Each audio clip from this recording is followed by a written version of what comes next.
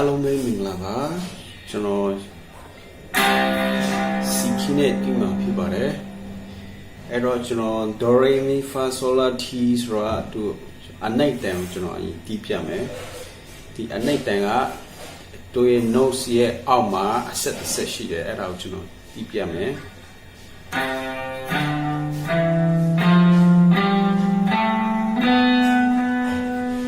ဒီဟာတွေက Do Re Mi Fa Sol La Ti ရဲ့အောက်မှာအဆက်ပါတယ်နော်သူတင်ကြတဲ့အဆက်အမဲအောင်အဆက်ပါတယ် Okay set သွားမယ်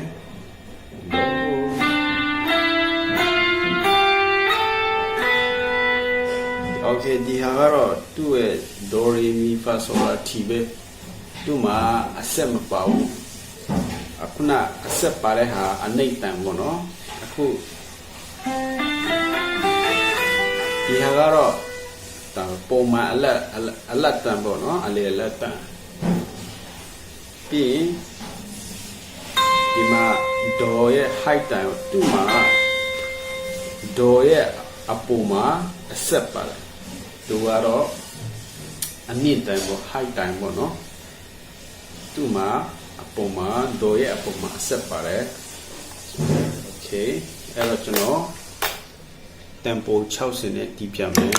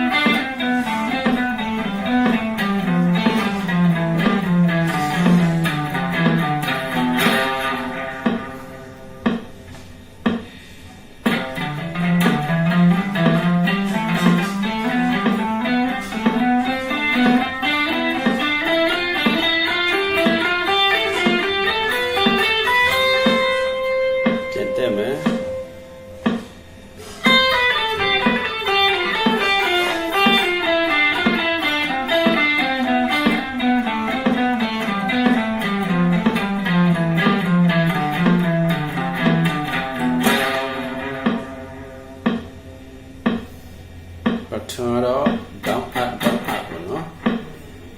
အားလုံးကိုကျေးဇူးတင်ပါတယ်